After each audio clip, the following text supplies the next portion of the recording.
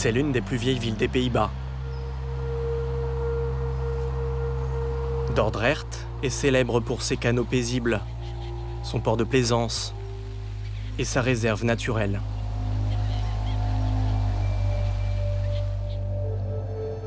Mais depuis plus d'un an, c'est un poison invisible qui préoccupe ses 120 000 habitants.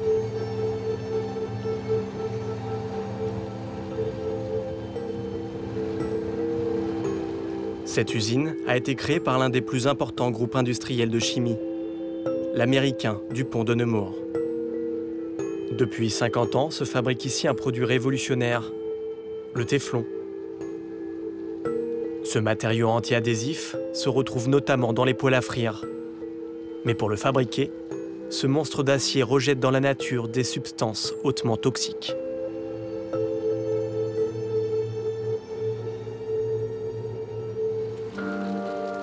Juliette Vannery n'a jamais eu conscience de ce danger. Elle habite à 3 km de l'usine.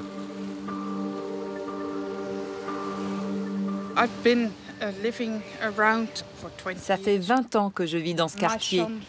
C'est là que mon fils a appris à marcher. Je lui tenais les mains. On déambulait tous les deux dans la rue. Que des bons souvenirs. Je connais plein de gens dans ce quartier et certains d'entre eux sont morts de cancer ou en ont souffert. Un ami de mon fils a eu un cancer des testicules à seulement 12 ans. C'est très jeune. Il vit aussi par ici. Une autre de mes amies a eu un cancer du sein à 36 ans. En tout, une vingtaine de personnes que je connais ont eu des cancers précoces dans le quartier. Je ne trouve pas ça normal. Je ne suis pas médecin, je ne suis pas une professionnelle, mais je trouve que ça fait beaucoup.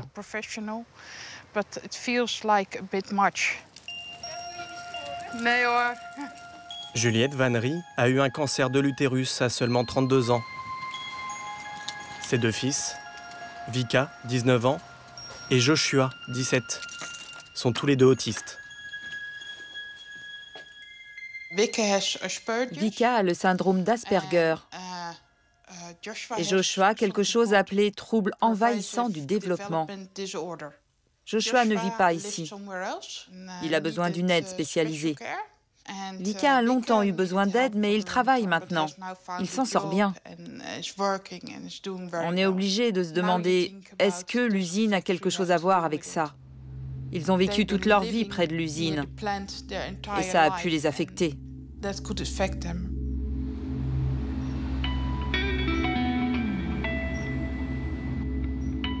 Pendant des décennies, l'usine était le principal employeur de la ville, comptant jusqu'à 1500 employés. Theo van Ballegooien y a passé 38 ans de sa vie. J'ai toujours aimé travailler chez DuPont. J'avais un bon salaire, j'avais des collègues agréables et j'aimais bien mon travail. Son métier consistait à assembler et à réparer les gigantesques tuyaux de l'usine.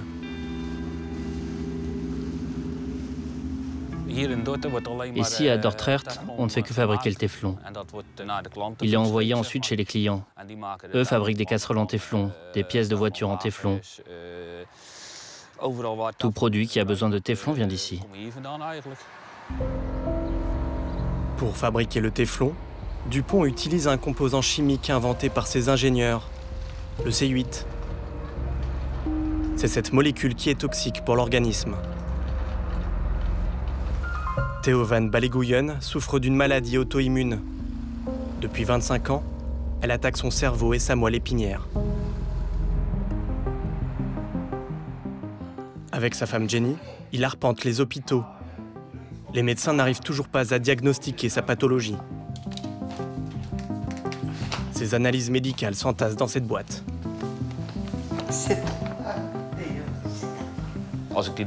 Si je devais porter cette boîte, j'aurais mal partout.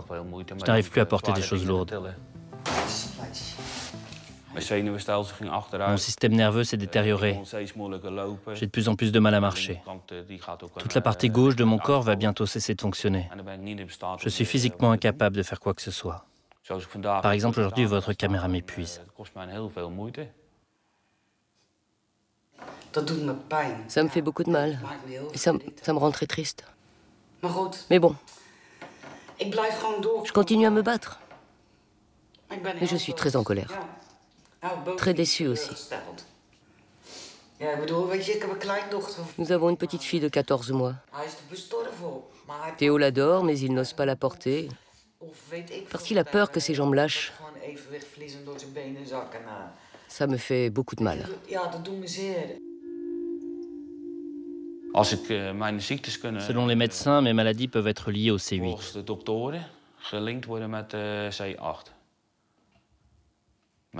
Ils ont échangé avec des spécialistes du monde entier.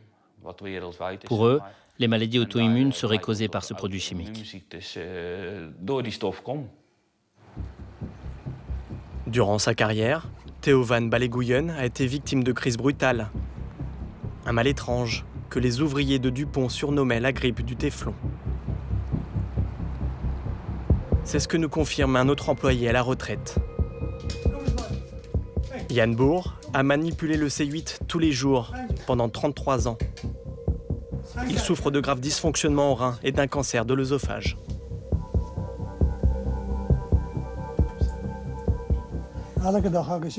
Au début, j'avais une crise chaque jour. On avait des fièvres violentes. On avait extrêmement froid. Ça durait à peu près 7 heures. Après ça, on avait très chaud. Les fièvres étaient si intenses qu'on en tremblait. Après ça, on transpirait énormément. On avait beaucoup de sueur qui coulait le long du corps. Une fois, j'ai été voir un docteur de Dupont. Il m'a dit que c'était juste comme si j'avais fait du sport. Dès les années 70, et dans le plus grand secret, Dupont analysait les effets du C8 sur des animaux de laboratoire. La molécule provoque des tumeurs au foie, aux testicules et aux reins. L'entreprise connaissait les dangers du C8 quand Jan Boer y travaillait. Nous lui présentons ses études confidentielles. Non, je n'ai jamais vu ça. Je les ai jamais vus. Pour autant que je sache, les animaux n'ont jamais développé de tumeur ou de malformation. Ils nous l'ont caché. Je suis sûr qu'ils nous ont toujours dit qu'il n'y avait aucun problème avec ces tests. Je me sens trahi. Mais je ne peux plus rien y faire. Il ne me reste sans doute que 2 ans à vivre. Après, ça sera fini. Des anciens salariés malades, il en existe aussi à 6000 km de Dordrecht. Aux États-Unis, à Parkersburg, Dupont a une autre usine de téflon. Là-bas, la molécule s'est répandue dans l'eau potable, contaminant des dizaines de milliers de riverains. La justice américaine a mandaté une vaste étude scientifique qui a permis d'établir un lien probable entre le C8 et 6 maladies. Hypercholestérolémie, problème de thyroïde, colite ulcéreuse, hypertension artérielle, cancer du rein ou des testicules. Après cette étude, 3500 malades ont porté plainte contre la multinationale. Et en février 2017, pour mettre un terme aux procédures judiciaires, l'industriel a versé 670 millions de dollars aux victimes. Suite au scandale, Dupont a été contraint d'abandonner le C8 dans ses usines du monde entier. La firme s'est aussi séparée de sa filière chimie. Une nouvelle entité a vu le jour, baptisée Chemours. Aux Pays-Bas, l'ampleur de la contamination reste méconnue. Des centaines d'habitants inquiets se rendent à l'hôpital pour tester leur sang.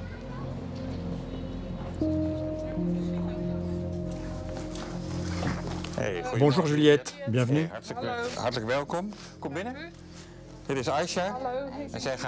Juliette Vannery, La mère des 2 enfants autistes veut savoir si sa santé est menacée. La recherche qu'on va faire aujourd'hui, c'est parce que vous habitez près des usines Dupont. On va voir si le C8 se trouve dans votre sang. Serrez le poing. Je suis inquiète pour mes enfants. Je vais leur demander de faire un test de sang aussi. Il est possible de transmettre le C8 à son bébé durant la grossesse. Je pense aussi qu'un enfant, quand il est si petit, accumule trop de C8.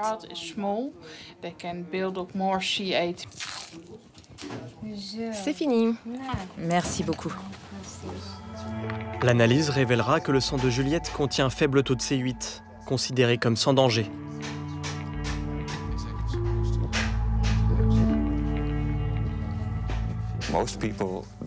Pour l'instant, la plupart des gens testés n'ont pas des taux de C8 élevés dans le sang. C'est logique parce que Dupont a déjà arrêté d'utiliser cette molécule il y a quelques années. Mais il est probable que les gens qui vivent près de l'usine aient eu des taux de C8 plus importants à l'époque que maintenant.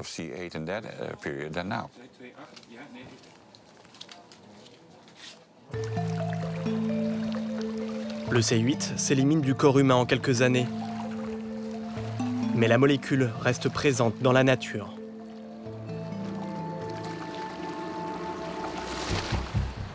À l'Université libre d'Amsterdam, un toxicologue a mené sa propre étude. Jacob de Boer a analysé la végétation aux abords de l'usine de Dordrecht.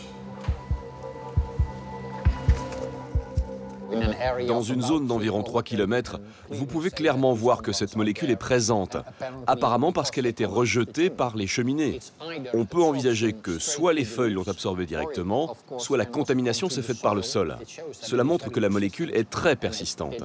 Elle est là dans la nature et y restera sûrement très longtemps.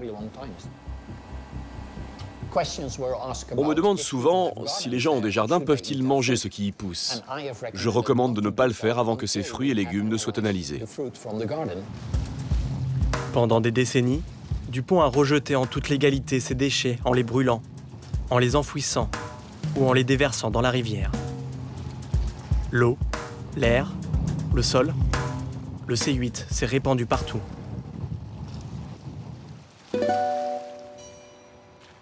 Sur l'autre rive s'alignent les petites maisons de la commune de Sliedrecht, avec leur vue imprenable sur l'usine. C'est ici que Ted van der Vlies a emménagé il y a 45 ans.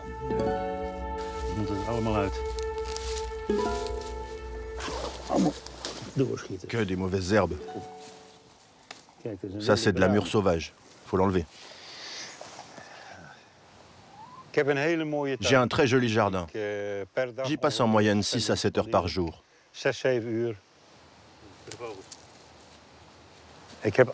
J'ai toutes sortes de légumes. Ici, il y a du chou frisé. Là, il y a une rangée d'ail, les courgettes. Et au fond, une rangée de betteraves rouges. J'en mangeais chaque jour avant. Mais c'est fini maintenant. Le retraité a lu les avertissements du toxicologue dans les journaux. Depuis, il ne touche plus les légumes de son potager. J'ai toujours pensé que tout allait bien, que le sol était bon, qu'il n'y avait aucun problème. Jusqu'à ce que je reçoive cette information. Et j'ai arrêté tout de suite. Je ne peux plus manger mes légumes, mes tomates. Voilà toute l'histoire. J'en suis malade. Ted van der Vlies est allé faire tester son sang avec sa femme Marga. Les résultats sont tombés. Marga est à 89 microgrammes de C8 par litre de sang. C'est l'équivalent du seuil critique. Ted est largement au-dessus. Son taux est de 157,9. Je ne m'attendais pas à ces résultats. J'ai eu très peur lorsque je les ai lus. Les gens m'appellent l'homme le plus toxique de Sliedrecht. Ce que je suis. Je n'en suis pas fier, bien entendu. J'aurais préféré être le meilleur jardinier.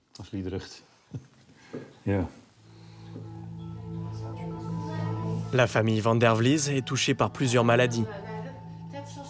Marga a un taux élevé de cholestérol. Quant à leur fils de 42 ans, Jeroen, il a des problèmes de thyroïde. 2 pathologies probablement liées au C8. Ted souffre d'une leucémie depuis 10 ans. Le C8 est la raison de ma leucémie, je pense. Je n'ai pas de preuves, mais j'en suis persuadé. Je suis en colère contre Dupont. Mais je ne suis qu'un petit homme. Je ne peux rien faire contre un tel géant. Il ne pense qu'à l'intérêt financier. C'est ça qui est primordial. Ils n'ont aucune compassion. Ils ne pensent pas aux autres, seulement à leur propre gain. Pour tenter d'établir un lien entre ces maladies et le C8, il faudrait réaliser des études statistiques sur des milliers d'habitants. Une campagne de tests sanguins a été lancée par le ministère de l'Environnement. Elle ne concerne que 800 personnes résidant dans un périmètre restreint autour de l'usine, et non les 200 000 habitants de l'agglomération. L'Institut de santé publique néerlandais, le RIVM, ne compte pas étendre ses recherches.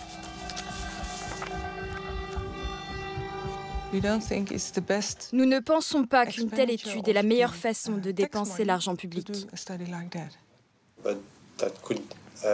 Mais ça aiderait les gens à comprendre l'origine de leur maladie.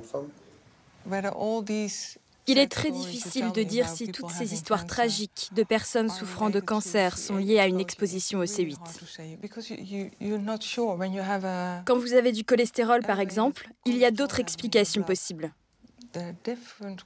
Vous ne pouvez pas dire que c'est lié au C8. Jusqu'à présent, la relation de cause à effet n'est pas prouvée. Le RIVM analyse les légumes qui poussent dans les jardins près de l'usine. En attendant les résultats, l'Institut n'applique pas le principe de précaution.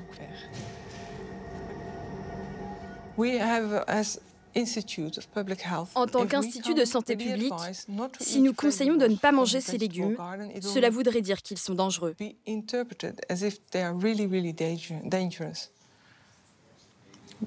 C'est pour cette raison que vous n'empêchez pas leur consommation?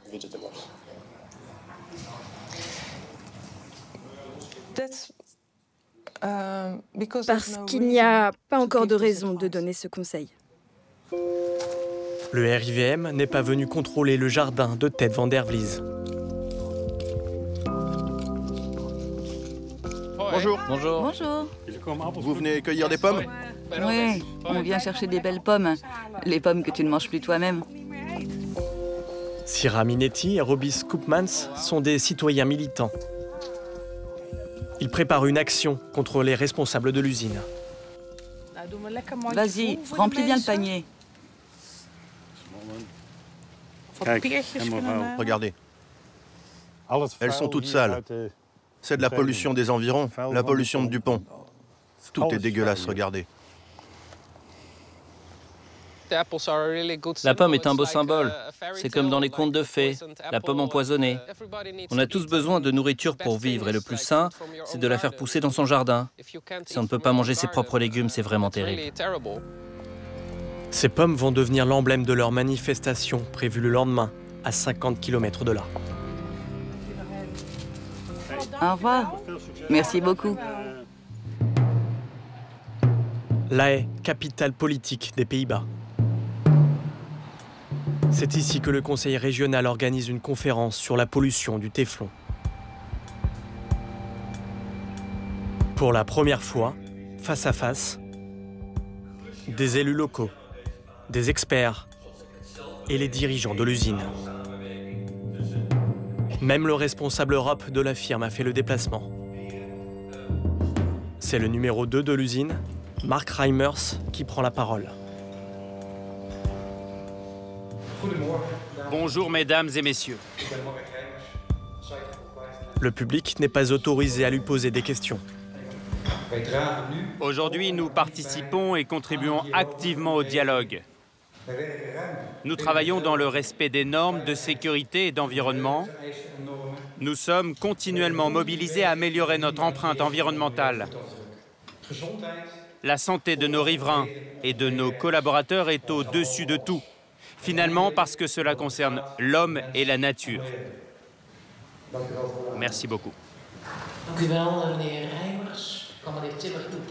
L'entreprise ne compte pas dépolluer le C8 qui s'est accumulé autour de l'usine.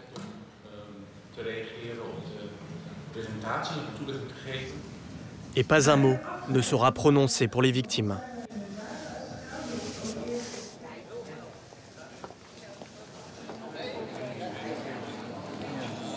Bonjour messieurs. Ne filmez pas. J'ai quelque chose pour vous. Voici des petites pommes. Merci. J'en ai nettoyé une spécialement pour vous. C'est de la part de Monsieur Van der Vlies, qui habite à 1 kilomètre de chez vous. Merci beaucoup. C'est l'homme le plus toxique de Sliedrecht. Il a un taux inquiétant de C8 dans le sang. Regardez les pommes. On le voit mieux sur celle-ci qui n'est pas encore nettoyée. Je vous défie de la manger. Il a mordu dedans. Oui, très bien. Parce que vous savez sans doute que ce monsieur a un cancer. Cette pomme entamée sera la seule réponse des dirigeants de l'usine. Dupont-Quémour n'a pas donné suite à nos demandes d'interview.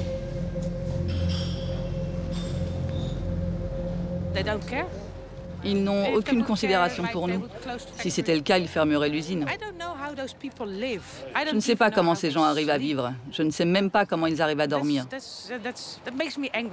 Ça me met en colère. Ces gens dans leur grand bureau qui m'empoisonnent moi, mes enfants et mes voisins.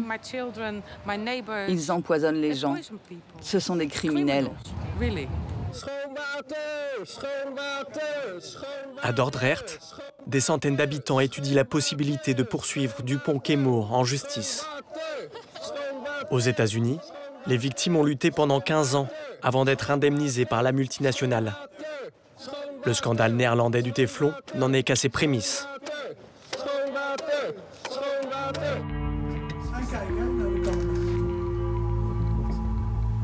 Quant à Jan Boer, l'ancien opérateur du C8, son état de santé s'est dégradé.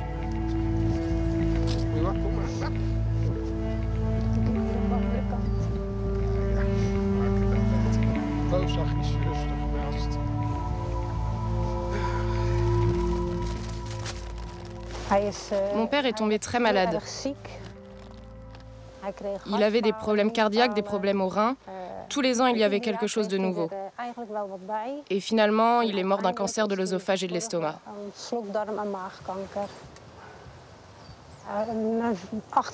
Maintenant, je réalise que mon père était parfois malade quand j'étais petite, mais ça ne nous préoccupait pas à l'époque.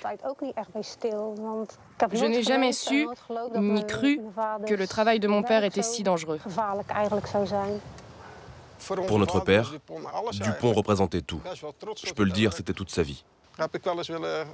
J'ai moi-même voulu y travailler. J'ai demandé un formulaire d'embauche à mon père. Et quand je lui demandais s'il l'avait bien transmis, il me répondait oui, oui. Un an après, j'ai découvert qu'il ne l'avait jamais fait. Je ne comprenais pas pourquoi il ne voulait pas donner mon formulaire. Mais maintenant, je comprends tout. J'ai toutes les pièces du puzzle maintenant. Il me protégeait. Il nous protégeait contre les dangers de Dupont.